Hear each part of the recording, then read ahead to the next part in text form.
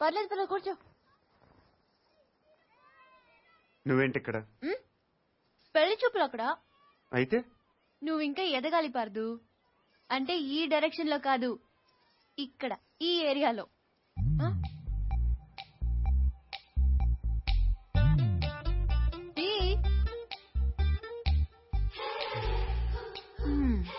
పెద్ద ప్రిన్సెస్. ఇప్పుడు నువ్వు ఒక అంబాసిడర్ కార్ కొనడానికి వెళ్ళావు. పక్కనే ఒక బెంచ్ ఉంది. నువ్వేం కొంటావు? నువ్వు పోర్టబుల్ టీవీ కొనడానికి వెళ్ళావు. ఆ పక్కన ఒక పెద్ద ప్లాస్మా టీవీ ఉంది. నువ్వేం కొంటావు? అక్క అంబాసిడర్, నేను బెంజు. అది పోర్టబుల్. నేను ప్లాస్మా. అది లైఫ్ బాయ్. నేను లక్స్. అందుకే నా అన్న దానికి ప్రాబ్లం కాకూడదని ఇలా వచ్చాను. దేవుడి దయ వల్ల దానికి పెళ్ళైపోతే అక్కడ గంటకు తగ్గ బంటులా ఏ హృతిక్ రోషనో అభిషేక్ బచ్చనో దొరకపోలే. చూసావా, నువ్వు కూడా చూపు తిప్పుకోలేకపోతున్నావు. అయ్యో దేవుడా, ఎందుకయ్యా ఇంత అందం ఇచ్చావు నాకు?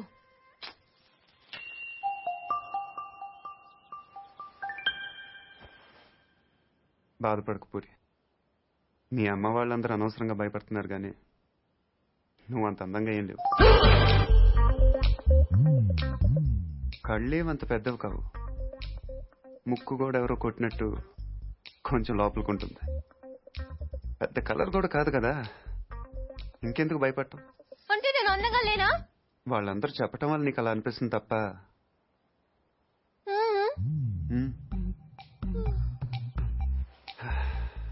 బెంజ్ అందరు బాగుందంటారు పూరి, కానీ అంబాసిడరే కొంటారు. నా మాట నమ్ము. నువ్వు హ్యాపీగా కిందకి వెళ్ళిపో. ఎవడు బాగున్నా ఉంటాడు చూస్తాను. పార్దు, ఇంకొకసారి చూసి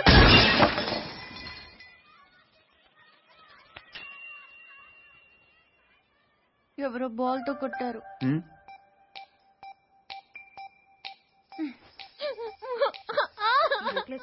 బీరోలు పెట్టు. ఏమైంది? ఏంటి? ఇడ్లీ బాగుంది, చట్నీ మాత్రం చాలా చండాలంగా ఉందని చెప్తుందక్క. ఓహో అది కాదా, కనీసం కార్పొడనే వచ్చారు సంతోషం అంటుంది.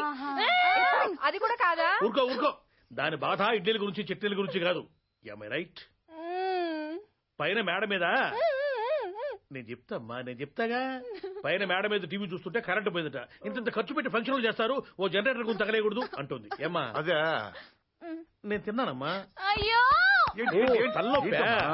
ఏంటైందిరా? ఓహో చెవిపోట. ఏంటమ్మా? గొంతునొప్పి కూడా ఉందా కదా? ఏమైంది నానా? నేను చెప్తాను. ఆ పార్దు గారు దీన్ని అందంగా లేదన్నాడు. పూరి అందంగా లేదన్నాడా? Go and talk to him. Don't worry, Annaya. I will handle the matter. Take the plate, ma.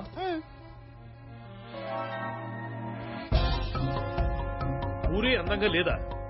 ఏ వాళ్ళ అమ్మ అందంగా ఉందా? వాళ్ళ పిల్లలు అందంగా ఉన్నారా? మేము కళ్ళు మూసుకొని కాపరా చేయట్లా? చూడవేను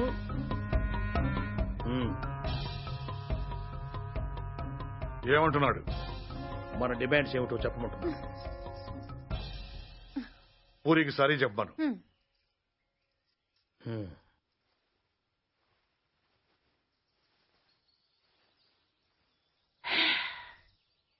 Say sorry to Puri.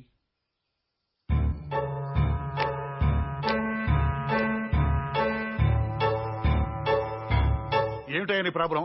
ఇంతమంది నన్ను అందంగా ఉంటున్నారు, నువ్వు ఒక్కడే కాదంటున్నావు. లోపల నీలో ఉందా దానిలో ఉందా? మనలో ఉంది. నువ్వు నోరుమోయ్. సారీ చెప్పవయ్యా మగడా.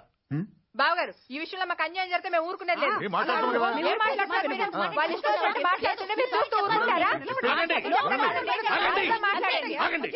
ఎందుకు అరుస్తున్నారు?